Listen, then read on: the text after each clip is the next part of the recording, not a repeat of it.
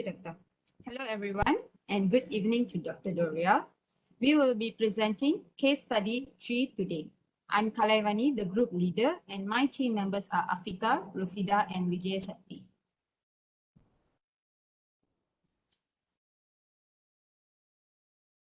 So, being educated means to prefer the best, not only to the worst, but to the second best. So basically, our case study is about a second-year kindergarten teacher, Mary Ann Boss, who strives to solve the issues happening in the school during recess time and reading period. Certainly, she thought the school should come up with better solution than previous ideas. So without any fear, she came up with an idea of staggering the recess time. At first, it took time for others to agree with. Eventually, they did agree along some other changes as well. She holds on the rhyme she taught to her students.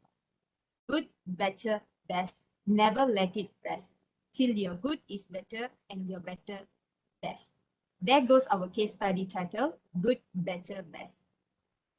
So this is the discussion starters based on the story. What approach was used to address this problem and how did it help? Why policies, requirements, and procedures, and how to identify old rules that need to be changed, and how to have a system of continuous improvement. And basically, the whole concept of the story is continuously improving everything we do, making systems and processes work better till the best. With this, I pass the floor to Rosida. Thank you, Kalai. Good evening, Dr. Doria and classmates. I'm Rosida. Okay, so basically on the first discussion starter, what approach was used to address this situation? Okay, I guess we all know that there are two approaches that can be used, top-down and bottom-up. The top-down approach is where the decisions are made at the highest level and passed down to the lower level, whereas the bottom-up approach is where the team participates in all steps of the management processes to be sent upwards. Okay, in the story, our group considers that the approach used in this case study is the bottom-up approach, as the teacher, Mary Ann, is the one that initiated changes in order to minimize fights during recess. And how does this approach help? It helped in this case, in the sense that the teachers were realistic about their situation, their means and manpower, etc. They disagree at some point, but because they knew of their constraints, but they also agree on some other points because at the same time, they knew of the feasibility. Finally, they managed to come to an agreement on the best solution for that situation. According to Mempoloka 2019 in his study of bottom-up approach and top-down approach in a school management, he mentioned that bottom-up approach is an advantage due to the level of expertise provided, the motivating experience of the members, and the collaboration amongst them. Okay, next. As to why policies, requirements, and procedures exist, we all know that every organization or company needs to establish all those mentioned to create standards of quality as well as expectations and accountability. AKIA 2012 highlighted the importance of the three in an organization is that they enable people to complete their given task in the same way so that it allows control towards the quality. So a school is no different. The third point of how to identify all rules that need to be changed. Okay, the four of us agreed that there is a need to have some form of structure that allows to review and make changes to the current system, be it the rules or processes. Last but not least, on the fourth point, how to have a system of continuous improvement. Again, similar to the third point, we believe that there must be a system in place and all staff are willing to be part of it. Just as Ledick 1993 mentioned that there must be a system which is a set of related entities, the management, the staff, that work together to accomplish a common purpose. This is where schools will then raise these issues on what it does, what is us, what is our common aim, and what is accountability. So this is where top-down approach and bottom-up approach plays a part. Now, I will hand over to my teammate Afika to summarize our group's proposals and recommendations. Thank you. Afika, please. Thank you, Rosida, for the detailed explanation. As mentioned by Rosida, school has systems and processes in place to ensure quality standards are met by everyone in the organization. Review of the system and processes from time to time is required to identify aspects that needed improvement. Though this action is not just a one-time effort, continuous improvement is needed across the year. Our group recommends PDSA cycle and SWOT analysis to be done for continuous improvement. SWOT analysis is one of the many strategic management tools available out there. It is a framework used to analyze organization strength, weakness, opportunities, and threats, which was developed by Albert Humphrey in the 1960s. According to Tierley, 2021, SWOT analysis is used to assess the organization performance by looking at all elements internally and externally. Strength and weakness are internally diagnosed. Meanwhile, opportunities and threats are external analyzed. Opportunities are related to what can be benefited from outsiders, great environment. Meanwhile, threats refer to anything beyond the school or institution that could impact the school negatively.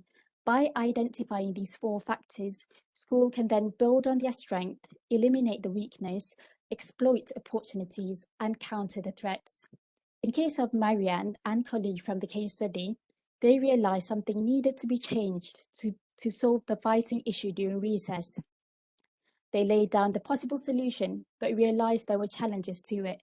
During planning stage, SWOT analysis can be beneficial by looking into the four elements, and the best possible solution could be determined. However, this tool not only can be used during this similar situation, but as a strategic tool to identify the performance of the organization periodically and further plan according based on the findings. Now, planning alone wouldn't be sufficient. This is when PDSA cycle comes to play.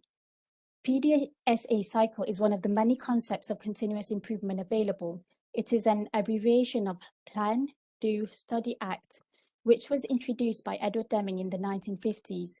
It was known as PDCA, but then later was changed to PDSA in 1986.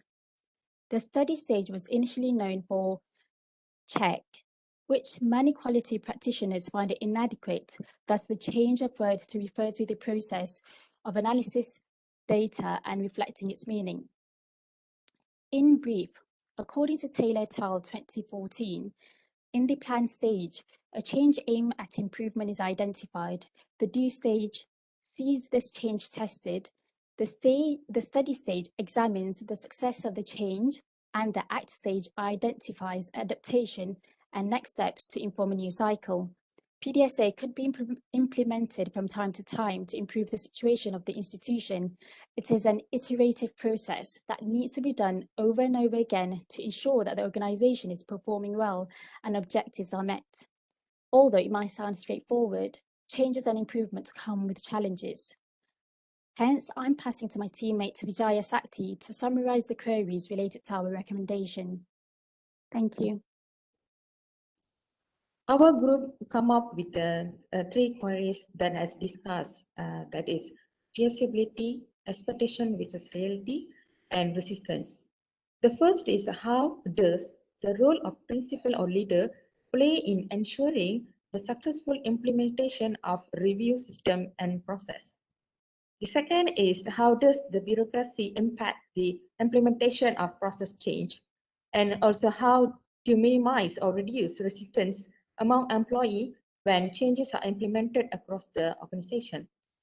Here, we would like to know how leader of the school can set up leadership principles that help maximize the potential of the employee, and how well the school performs is directly related to how effectively the leader motivates and guides their employee, and how bureaucracy can help in making changes in the school system, and also to overcome the obstacles among employees when changes is applied in school. Iqbal 2004 also mentioned that one of the reasons for low performing of the system in school is because an incompetent administrative infrastructure, lack of guidance, as well as ineffective communication system. In conclusion, our group thinks that the continuous improvement in the school is one promising approach that can be used to improve outcome. In continuously improving system, change occur both quickly and incrementally as school learn from experience while testing and refining strategies to produce better result. Thank you. All right. Thank you to Group 3 for your presentation. Let me stop sharing. Very